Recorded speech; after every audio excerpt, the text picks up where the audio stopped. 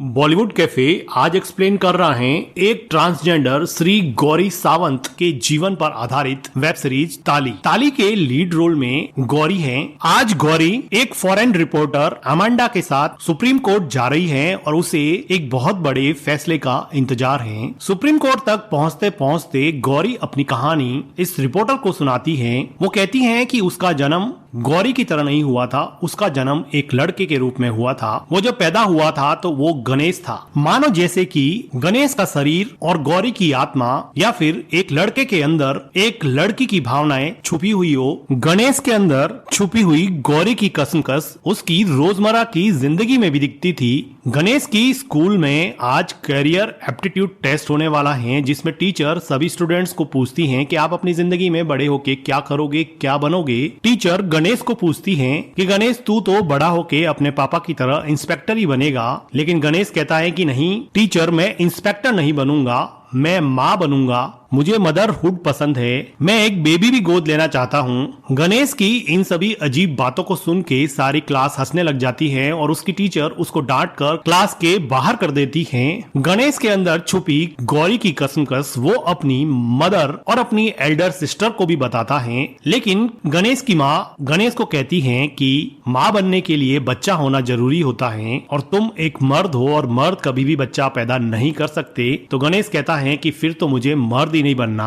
गणेश की माँ फिलहाल इन सब बातों को अनदेखा कर देती है, लेकिन गणेश के अंदर छुपी हुई गौरी की भावनाएं धीरे धीरे करके बाहर आने लगी। अब गणेश घर में लेडीज के कपड़े पहनने लगा, उनकी तरह बिंदी लगाने लगा और मेकअप करने लगा। एक दिन ये सब करते हुए गणेश की माँ उसको देख लेती है और वो शौक हो जाती है कि उसका बेटा ऐसी हरकतें क्यों कर रहा है। गणेश की दिनों दिन लड़कियों जैसी हरकतें बढ़ती जा रही थी। आज वो सोसाइटी में हो रहे एक प्रोग्राम में लड़की बन के डांस कर रहा है, जिसमें वो दिखता है कि काफी खुश हैं और इसी खुशी में शरीक होने के लिए उसकी माँ और बड़ी बहन भी आए हैं। लेकिन अगर किसी को गणेश की इस खुशी से परेशानी थी तो वो थे गणेश के फादर, जो कि यहाँ के एक शरीफ इंस्पेक्टर थे। वो गणेश को डांस करते हुए स्टेज से खींचकर घर पर ले जाते हैं और वो कहते हैं कि तुम्हें जिंदगी में जो कुछ भी करना है करो, लेकिन लड़कियों के कपड़े पहनकर लड़कियों जैसी हरकतें मत करो, तुम लड़के हो। गणेश के फादर गणेश को प्यार तो बहुत करते थे, लेकिन वो सोसाइटी के प्रेशर और नॉर्म्स के बोझ के तले दबे हुए थे। वो गणेश के अंदर छुपी हुई गौरी को चाहकर भी नहीं देखना चाहते थे। वो गणेश से कसम लेते हैं कि आज के बाद में तुम कभी भी लड़कियों जैसे कपड़े नहीं पहनोगे और ना ही लड़कियों जैसे डांस करोगे। तुम लड़के हो और लड़कों के जैसे ही रहोगे, नहीं तो समाज हमारे पे थू थू करेगा। एक बाप की व्यवस्था और एक बेटे या बेटी की कसमकस में जैसे पूरा परिवार उलझ के रह गया हो, जिसकी वजह से गणेश के फादर का बार बार ब्लड प्रेशर बढ़ जाता था और उनकी तबीयत खराब हो जाती थी, जिसकी वजह से गणेश की माँ की भी हालत खराब होने लगी। और कुछ दिनों के बाद में गणेश जब अपने स्कूल से वापस आया तो उसको दुनिया की सबसे दुखदाई खबर मिली कि उसकी माँ अब दुनिया में नहीं रही है। इतनी छोटी उम्र में गणेश के सर के ऊपर से माँ का साया हट जाना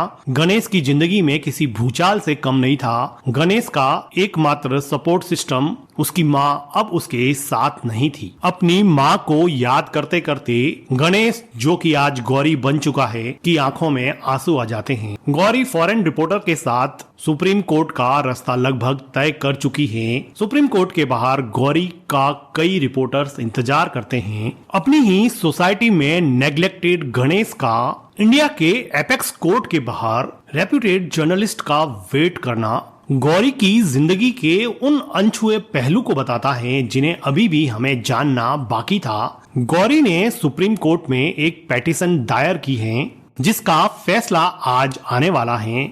इस फैसले का इंतजार सब कर रहे थे। ज्यादातर लोग गौरी के फेवर में थे, लेकिन कुछ लोग मन ही मन गौरी से जलते थे। आज उन्हीं लोगों में से दो लोग लॉयर का भेष बना के सुप्रीम कोर्ट के परिसर में गौरी पर ब्लैक इंक फेंक देते हैं और गौरी को डिमोटिवेट करने की कोशिश करते हैं। लेकिन गौरी चंडी का रूप है, गौरी काली का रूप है। गौरी इन सब डिमोटिवेटिंग एजेंट से हताश नहीं होने वाली थी। उसने अपनी जिंदगी में इससे कहीं ज्यादा लिखा था। वो अपनी जिंदगी की आगे की कहानी अमेंडा को बताती है कि उसकी माँ के गुजर जाने के बाद में उसके फादर उसको एक होम्योपैथिक डॉक्टर के पास ले गए, क्योंकि वो चाहते थे कि गणेश लड़कों की तरफ बिहेव करे, वो बार बार लड़कियों वाली हरकतें नहीं करे। डॉक्टर गणेश से प्यूबर्टी के बारे में क्वेश्चंस करते हैं तो गणेश कहता है कि उसे दाढ़ी नहीं साड़ी पसंद है, उसे नेल पॉलिश पसंद है, उसे बिंदी लगाना पसंद है। तो डॉक्टर कहता है कि ये तो बिल्कुल अलग शौक है। तो गणेश कहता है कि अलग है, लेकिन क्या ये गलत है? तो डॉक्टर कहता है कि गलत तो नहीं है बेटा,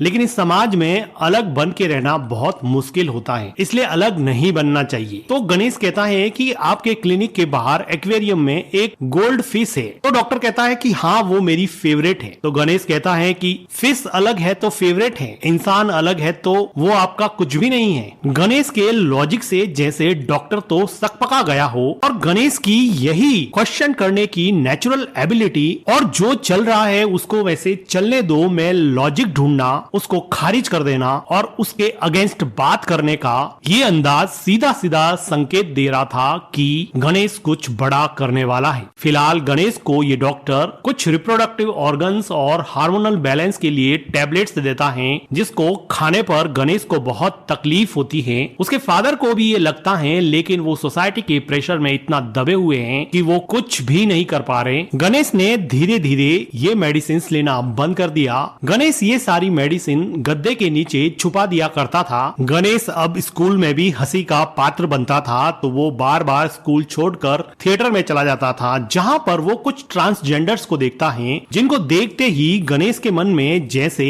अपनेपन की भावना आ गई हो। गणेश इन ट्रांसजेंडर्स का पीछा करके एक ट्रांसजेंडर को कहता है कि उसको भी उनके साथ रहना है, उनके जैसा बनना है। इस ट्रांसजेंडर को गणेश में अपना बचपन दिखा और उसने गणेश को अपने साथ कर लिया। गणेश अब धीरे धीरे जब भी टाइम मिलता ट्रांसजेंडर कम्युनिटीज के साथ टाइम स्पेंड करता, और गणेश को यहाँ पर ऐसा लगता कि वो खुलकर जी रहा है। जहाँ पर एक तरफ उसका घर में दम घुटता था, वहीं दूसरी तरफ इस ट्रांसजेंडर कम्युनिटी में गणेश को जैसे नया जीवन दान मिल गया हो। गणेश जब कभी भी अपने फादर के साथ मार्केट जाता तो वहाँ पर कुछ मनचले लड़के उसका मजाक उड़ाते, उसको लड़की समझ के छेड़ते, और हर बार गणेश के पापा गणेश को इन मनचले लड़कों से बचाते। गणेश के फादर इन सब चीजों से अब थक चुके थे और उनके सब्र का बांध उस दिन टूट जाता है जब उनको पता चलता है कि गणेश ने टैबलेट्स लेना कब का बंद कर दिया है, और उन्हें ये भी पता चलता है कि उसने ट्रांसजेंडर कम्युनिटी को ज्वाइन कर लिया है। अब गणेश के फादर अंदर से पूरी तरह से टूट जाते हैं। वो गणेश को कहते हैं कि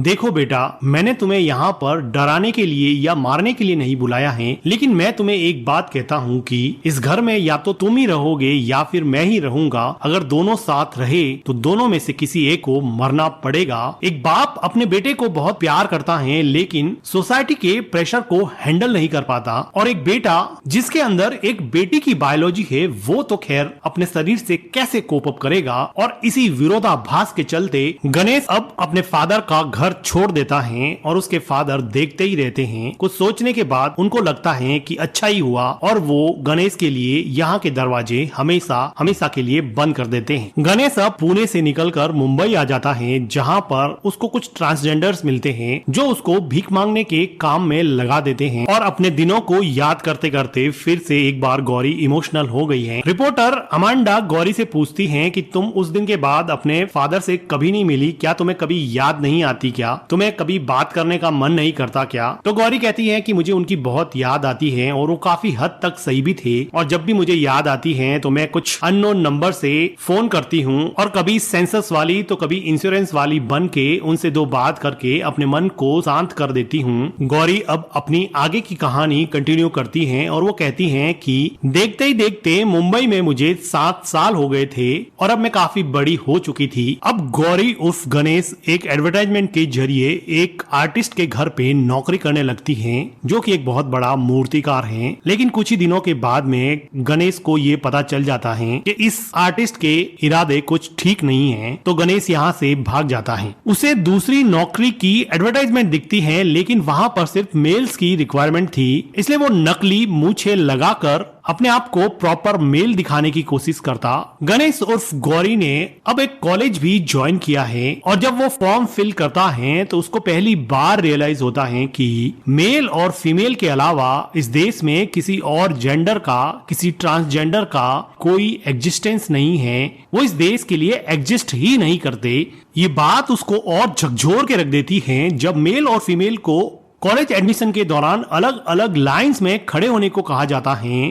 तो गणेश उर्फ गौरी को ये रियलाइज होता है कि उसकी यहाँ पे कोई जगह नहीं है। इस देश में इन लोगों का जैसे कोई वजूद ही नहीं है और गौरी के लिए अपने वजूद की लड़ाई शायद यहीं से शुरू हुई थी। लेकिन फिर भी वो मेल बन के यहाँ पर अपनी पढ़ाई कंप्लीट करने लगती है और ये खुद काफी एजुकेटेड हो चुकी थी, इसलिए वो अलग अलग ट्रांसजेंडर कम्युनिटी में डिफरेंट प्रोग्राम्स जैसे कि एड्स अवेयरनेस आदि के बारे में इन लोगों को अवेयर करती और अपनी कम्युनिटी के लिए कुछ करने का जज्बा गौरी के अंदर शुरू हो चुका था। और इन्हीं अवेयरनेस प्रोग्राम के दौरान गौरी एक ट्रांसजेंडर नरगिस से मिलती है जिसकी तरफ वो बहुत ज्यादा अट्रैक्ट होती है। नरगिस यहाँ की ट्रांसजेंडर कम्युनिटी की लीडर होती है।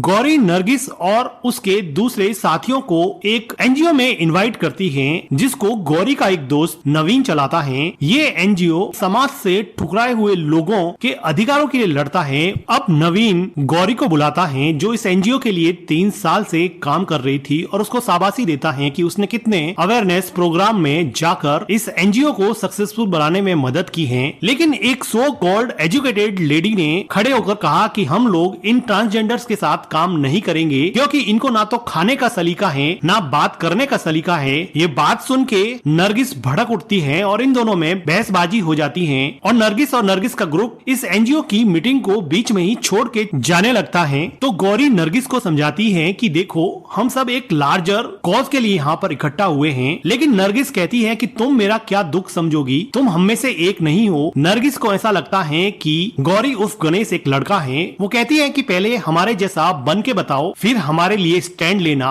हमारा दुख सिर्फ हमारे में से कोई एक ही समझ सकता है। गौरी को ये बात बहुत चुभ जाती है। उसको लगता है कि अगर मुझे अपनी कम्युनिटी के लिए खड़ा होना है तो मुझे सेक्स चेंज ऑपरेशन करवाना पड़ेगा, जिसके लिए वो हॉस्पिटल जाती है। अब क्योंकि ऑपरेशन में बहुत सारे रिस्क इन्वॉल्व थे इसलिए उसके किसी रिलेटिव को यहाँ पर बुलाना था। वो अपनी बड़ी बहन को कॉल करती है लेकिन उसके जीजाजी उसको बताते हैं कि तुम्हारी बहन गणेश चतुर्थी की सिक्योरिटी में बिजी है, वो नहीं आ पाएगी। वो अपने फादर को भी कॉल करना चाहती है लेकिन अब उसमें हिम्मत नहीं बची है कि वो अपने फादर को ये सब बता सके। एंड में जाकर परेशान होकर गौरी ने अपने रिश्तेदार के नाम की जगह पर साईं बाबा का नाम लिख लिया।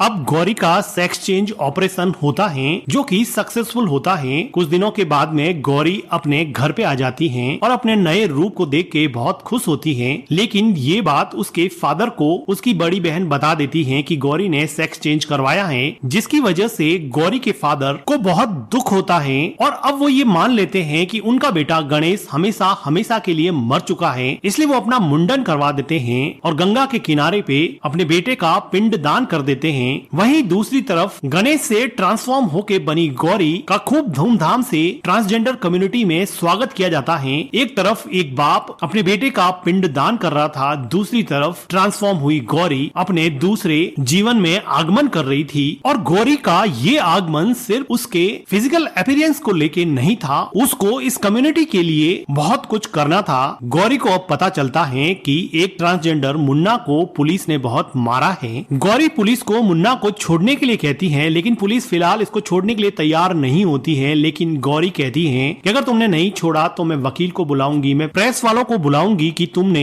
एक ट्रांसजेंडर की क्या हालत की है। गौरी अब साम दाम दंड भेद से कैसे भी ट्रांसजेंडर के हितों की रक्षा कर रही थी और वो पुलिस वाला गौरी के इस रूप को देख के डर जाता है और वो मुन्ना को छोड़ देता है। और अब नरगिस और उसके साथियों की नजर में गौरी की इज्जत और ज्यादा बढ़ जाती है और वो उसको अम्मा कह के बुलाने लगते हैं। और अब गौरी, नरगिस, मुन्ना और उसकी कम्युनिटी सब एक ही साथ रहने लगते हैं। एक दिन गौरी की बस्ती में एक लेडी की डेथ हो जाती है और वो अपने पीछे अपनी छोटी बेटी गुंजन को छोड़ जाती है। अब एक दलाल और एक कोठे वाली औरत इस बच्ची गुंजन पर अपना हक जमाते हैं क्योंकि इनका कुछ उधार इसकी माँ पर बाकी था। तभी वहाँ पर गौरी अपनी कम्युनिटी के कुछ मेंबर्स के साथ पहुँचती है। वो कहती है कि ये बच्ची यहीं पर रहेगी, इसको मैं बड़ा करूंगी, तुम्हारा तुम्हारा कोई हक नहीं बनता है। जितना उधार तुम्हारा उस लेडी पे था उससे कहीं ज्यादा मेरा था। मैं इस बच्ची को ले जाऊंगी। वो कहती है कि तुम्हारे गुंडे जितने पूरे शहर में नहीं है उससे ज्यादा मेरी कम्युनिटी यहाँ पर है। अगर मैंने एक इशारा कर दिया तो तुम्हारे टुकड़े टुकड़े कर देंगे। गौरी का ये रूप देख के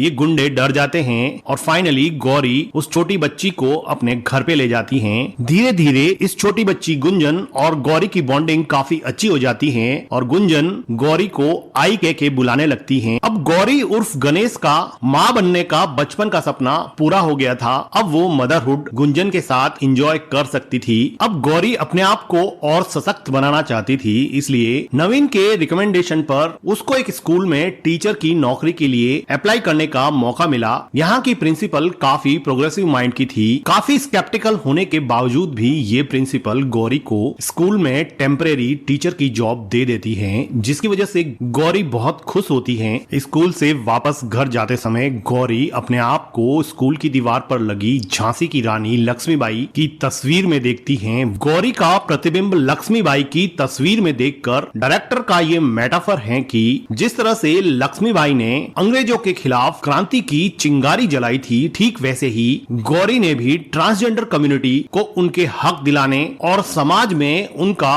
वजूद कायम करने की चिंगारी जला दी थी। और इसी चिंगारी ने अब भड़कना शुरू कर दिया था और अलग अलग पेपर्स में गौरी सावंत के नाम के चर्चे होने लगे कि पहली बार किसी ट्रांसजेंडर ने एक शिक्षक के रूप में नियुक्ति ली है और वो बच्चों को पढ़ा रही हैं, जिसकी वजह से मीडिया रिपोर्टर्स स्कूल में आके गौरी की अलग अलग तस्वीरें लेते और उनको पब्लिश करते। और इन्हीं न्यूज आर्टिकल्स के चलते गौरी अब इतनी पॉपुलर हो गई है कि यूएसए के एक आर्ट एंड ह्यूमैनिटी कॉलेज ने गौरी को अपने यहाँ पे स्पीच देने के लिए बुलाया है, जिसकी इंफॉर्मेशन उसका फ्रेंड नवीन उसको देता है और वो कहता है कि जिस बुक में मैंने तुम्हें ये इनविटेशन लेटर दिया है वो स्वामी विवेकानंद जी की है। स्वामी विवेकानंद जी ने भी शिकागो जाकर अपनी स्पीच देकर पूरी दुनिया को कायल कर दिया था। अब तुम्हारी बारी है, तुम वहां जाके स्पीच दोगी तो पूरी दुनिया की नजर में आओगी और अपनी कम्युनिटी को उनका वजूद दिलाने में ये स्पीच तुम्हारे लिए मील का पत्थर साबित होगी।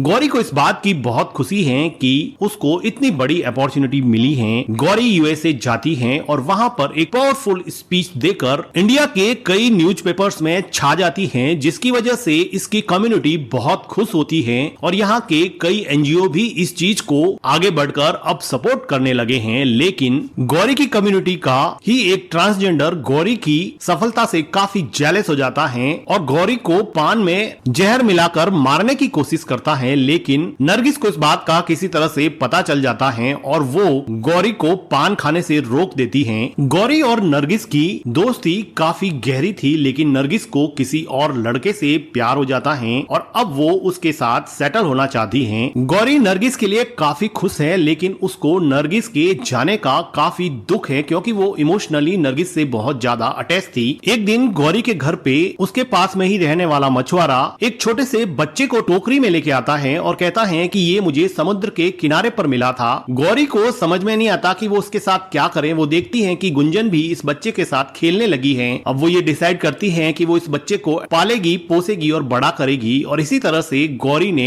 न जाने कितने एबंडन बेबीज को बचाने का काम शुरू कर दिया और अपनी एक फाउंडेशन शुरू की है, जहां पर वो सैकड़ों एबंडन बेबीज को बचा रही है और उनके पालन पोषण का काम कर रही है। गौरी का बचपन का वो सपना जिसमें वो मदरहुड एंजॉय करना चाहती थी, आज वो सैकड़ों बच्चों की मां बनकर अपने आप को गौरवान्वित महसूस कर रही है। लेकिन गौरी के एग्जिस्टेंस की कानूनी लड़ाई अभी शुरू होना बाकी थी। गौरी इन सभी बचाए हुए बच्चों के लिए घर बनाना चाहती है, शेल्टर बनाना चाहती है। इसके लिए वो अलग अलग सरकारी ऑफिस जाती है, जहां पर वो सोचती है कि उसको किसी सरकारी योजना में से कुछ राहत मिल जाएगी, कुछ फंड मिल जाएगा, या बच्चों की किसी योजना के तहत उसको जमीन मिल जाए, घर मिल जाए, तो वो इन बच्चों का पालन पोषण और अच्छे तरीके से कर सके। वो थक हार कर गौरी और नवीन एक लॉयर के पास जाते हैं और वो इस बात को कहते हैं कि हमें बच्चों के लिए घर बनाना है और हमें कहीं से कोई भी राहत नहीं मिल रही है। तो वो लॉयर इनको बताता है कि तुम एक ट्रांसजेंडर हो और ट्रांसजेंडर क्योंकि कानूनी पन्नों में एग्जिस्ट ही नहीं करते, इसलिए तुम्हें किसी भी सरकारी योजना से कुछ नहीं मिल सकता। तुम्हारे जेंडर का किसी भी सरकारी फॉर्म में कोई भी कॉलम नहीं होता है, तो बाय डिफॉल्ट तुम किसी भी योजना के लिए इन इलिजिबल हो जाती हो तुम्हें कुछ नहीं मिल सकता। गौरी को इस बात का एहसास जॉब करते समय पहले भी था, जब उसको इस जेंडर स्पेसिफिक प्रॉब्लम का सामना करना पड़ रहा था। अब गौरी को लगा कि इस प्रॉब्लम को हमेशा हमेशा के लिए मिटाना पड़ेगा। वो लॉयर को पूछती है कि इसका परमानेंट सॉल्यूशन क्या है, तो लॉयर कहता है कि तुम्हें सुप्रीम कोर्ट में एक पेटिशन डालनी पड़ेगी। ये लॉयर गौरी की बातों से बहुत इंप्रेस होता है और गौरी के कहने पर सुप्रीम कोर्ट में एक पेटिशन डालता है और जज के सामने अपनी दलील पेश करता है कि जेंडर्स को सिर्फ मेल और फीमेल में डिवाइड करने से जो उसमें नहीं आते उन्हें right to equality article number 14, right to life and personal liberty article 21 और right to freedom of expression article number 19 नहीं मिलते हैं, जो कि इनके फंडामेंटल राइट्स का हनन है। जज साहब को लॉयर की स्पीच बहुत लॉजिकल और इंप्रेसिव लगती है, लेकिन फैसला एक हियरिंग में आता नहीं है। उधर इस पेटिशन पे आर्ग्यूमेंट होते रहे और इधर गौरी बाहर अलग अलग टेलीविजन चैनल्स पे जाके ट्रांसजेंडर्स के अलग अलग राइट्स के बारे में बात करती। टेलीविजन चैनल्स में बैठी एक लेडी आर्ग्यू करती है कि ये लोग बहुत क्राइम करते हैं, ट्रैफिक सिग्नल्स पर, ट्रेन में कहीं पर भी हाथ लगा देते हैं, ये तो बहुत स्कैरी है ना। तो गौरी कहती है कि आपको पता है कि स्कैरी क्या होता है? स्कैरी होता है किसी का घर परिवार होने के बावजूद भी वो एक अनाथ की तरह जिए, जिसे लोग छूने से भी डरे, जिसको पब्लिक टॉयलेट में भी एंट्री नहीं दी जाती है, जिस देश में कुत्तों तक का सेंसस होता है वहां ट्रांसजेंडर्स की काउंटिंग नहीं होती है। ऐसे समाज में रहना स्कैरी होता है। मुझे मत बताओ कि स्कैरी क्या होता है। ये स्पीच सुन के सब इम्प्रेस हो जाते हैं। इस शो का ऑर्गेनाइजर कहता है कि मैं तुमसे इतना इम्प्रेस हुआ हूं कि आज के बाद मेरी कंपनी में 2 सीटें हमेशा किसी ट्रांसजेंडर के लिए रिजर्व रहेगी, और वो अपना कार्ड गौरी को देता है। गौरी यही तो चाहती थी कि उसकी कम्युनिटी के लोग अपने दम पे जिए, भीख नहीं मांगे, अपने स्वाभिमान पे जिए, और ये उस लहर की शुरुआत थी जो गौरी हमेशा से इस समाज में लाना चाहती थी। गौरी के लिए दुखों का पहाड़ जैसे खत्म ही नहीं हो रहा था। उसको खबर मिलती है कि नरगिस का बॉयफ्रेंड उसको शादी से पहले ही छोड़ के चला गया, जिसकी वजह से नरगिस ने अपनी जान ले ली है। और अब गौरी को फोन करके हॉस्पिटल बुलाया गया है, जहां पर वो देखती हैं कि नरगिस की लाश हॉस्पिटल के फर्श पे पड़ी है, जिसको देखकर गौरी बहुत गुस्सा हो जाती है। अब गौरी को यह डिस्क्रिमिनेशन बिल्कुल पसंद नहीं था और वो नरगिस से तो इमोशनली बहुत ज्यादा अटैच थी। हॉस्पिटल के 2 वर्कर्स कहते हैं कि इसको तो कोई हाथ भी नहीं लगाने वाला था, हमने इसकी बॉडी को यहाँ पर रखा है, कुछ बख्शीश हमें दे दो। हॉस्पिटल का एक डॉक्टर आकर कहता है कि तुम बॉडी को यहाँ से ले जाओ। तो गौरी कहती है कि यहाँ पर स्ट्रेचर पड़े हैं, तो तुमने नरगिस की बॉडी को नीचे क्यों रखा है? तो वो डॉक्टर कहता है कि तुम्हारे जैसे लोगों की बॉडी को कोई हाथ नहीं लगाता, चुपचाप इस बॉडी को यहाँ से ले जाओ, वरना कल सुबह म्युनिसिपल की वैन आएगी और इसको उठाकर ले जाएगी। लेकिन गौरी के लिए अब फिर से ये सम्मान की लड़ाई बन चुकी थी। गौरी उस डॉक्टर को कहती है कि इस हॉस्पिटल के डीन से रिटर्न में मैं माफीनामा लूंगी। ये डॉक्टर इस हॉस्पिटल के डीन को इन्फॉर्म करता है, लेकिन डीन इस केस को सीरियस नहीं लेता है और वो कहता है कि बॉडी को पड़ी रहने दो, वो थक हार के चुपचाप चले जाएंगे। लेकिन गौरी कहाँ हिलने वाली थी। अब वो अपनी कम्युनिटी के साथ हॉस्पिटल के बाहर धरने पे बैठ गई है। थोड़ी देर बाद में यहाँ पे बारिश शुरू होने लगती है, तो एक एक करके गौरी के अलावा सारे ट्रांसजेंडर वहाँ से चले जाते हैं, लेकिन गौरी टस से मस नहीं होती। गौरी के फौलाद से मजबूत इरादे देखकर सारे ट्रांसजेंडर वापस आके बैठ जाते हैं। सुबह हो चुकी है, लेकिन गौरी और उसकी टीम यहाँ से हिले भी नहीं है। अब झक मारकर डीन को यहाँ पे आना पड़ता है। वो गौरी से बात करता है, लेकिन गौरी कहती है कि ये मेरे सम्मान की लड़ाई है, तुम्हें माफीनामा तो लिख के देना पड़ेगा, क्योंकि वो चाहती हैं कि उसकी फ्रेंड नरगिस को इज्जत से आखिरी विदाई दी जाए। अब मीडिया की वैन भी यहाँ पर आ जाती है। चारों तरफ से घिरा हुआ देख के अब डीन के पास कोई ऑप्शन नहीं था और वो न चाहते हुए भी अब गौरी को माफीनामा लिखकर दे देता है। और फाइनली नरगिस की डेड बॉडी को स्ट्रेचर से बाहर निकालते हैं और उसको अंतिम संस्कार के लिए ले जाते हैं। और गौरी अपने फ्रेंड के मरने की वजह से करा उठी है। और ये कहानी सुनाते सुनाते प्रेजेंट में गौरी की आंखें भर आई हैं। यहाँ पर गौरी अपने फ्रेंड नवीन और रिपोर्टर अमेंडा के साथ आज सुप्रीम कोर्ट में दायर की हुई पेटिशन का आखिरी फैसला सुनने आई है। तो वहाँ पर बैठा नवीन बताता है कि वो एक गे हैं। उसको हमेशा ऐसा लगता था कि उसकी जिंदगी कितनी डिफिकल्ट है उसको सोसाइटी जनरली एक्सेप्ट भी नहीं करती, लेकिन गौरी को देख के उसको लगता है कि उनसे भी कहीं ज्यादा डिफिकल्ट गौरी की जिंदगी है, क्योंकि लोग नवीन को कम से कम इंसान तो मानते हैं, लेकिन गौरी और उसकी कम्युनिटी को तो लोग जैसे इंसान भी नहीं मानते, वो तो उनको टच करने से भी डरते हैं। आज सारे मीडिया रिपोर्टर्स और न्यूज चैनल वाले सुप्रीम कोर्ट में दायर की हुई पेटिशन का जजमेंट सुनने के लिए बेताब बैठे हैं और फाइनली सुप्रीम कोर्ट के चीफ जस्टिस ने अपना फाइनल जजमेंट सुनाया कि हमारा समाज कुछ इस तरह से बना है कि ट्रांसजेंडर कम्युनिटी के दुख दर्द को वो नहीं समझता है, उनके साथ ये भेदभाव कब तक चलता रहेगा, इसलिए कोर्ट उनके खिलाफ हो रही इस क्रूअल्टी को आज से एबोलिश करता है और समाज में जेंडर के बेस पर किए जाने वाले डिस्क्रिमिनेशन को हमेशा हमेशा के लिए खत्म करता है। अब से इस देश में ट्रांसजेंडर को थर्ड जेंडर कहा जाएगा और देश के दूसरे नागरिकों की तरह इनको हर वो हक होगा जिसके लिए इन लोगों ने ये लड़ाई लड़ी है। और ऐसा लैंडमार्क जजमेंट सुन के इस कम्युनिटी और देश के कई लोगों में खुशी की लहर दौड़ जाती है कि फाइनली इस कम्युनिटी को जस्टिस मिला। गौरी भी ये जजमेंट सुन के बहुत खुश है और फाइनली वो बाथरूम में जाके अपने मुंह पे फेंकी गई कालिक को साफ करती है, जो कि एक मेटाफर है जो बताता है कि समाज ने इस कम्युनिटी के खिलाफ, गौरी के खिलाफ जो कालिक पोत दी थी, आज वो गौरी के अथक प्रयासों और सुप्रीम कोर्ट के जजमेंट के साथ साफ हो रही हैं। गौरी का मीडिया बाहें फैलाकर स्वागत करता है। ये सब टीवी पर देख के गौरी के फादर के आंखों में आंसू आ गए हैं और फाइनली गौरी अपनी कहानी को कुछ लाइंस में समराइज करती है कि तू मुश्किल दे दे भगवान, मैं आसान करूं, तू दे दे तपती रेत, मैं गुलिस्तान करूं, तू पहाड़ बना दे जितने, वहां मैं सुरंग बनूं, तू लाख गिरा दे बिजली मुझ पे, मैं तो सतरंग बनूं। जिसको सुनकर गौरी के बाबा के मुंह से वाह निकल जाता है और ये सीन देख के आपकी आंखों में आंसू आ जाएंगे। और यही सीन नहीं, इस सीरीज में कई ऐसे सीन हैं जो आपको रुला कर रख देंगे, जो आपकी आत्मा के तार झकझोर के रख देंगे। सुष्मिता सेन की इतनी फाइनेस्ट एक्टिंग आपने लाइफ में कभी नहीं देखी होगी। गौरी हमेशा कहती थी कि वो कभी भी ताली बजाएगी नहीं, वो ताली बजवाएगी और आज उसके लिए हर कोई ताली बजा रहा है। So clap for the Shri Gauri Sawant, like the video, subscribe the channel and of course thank you for watching.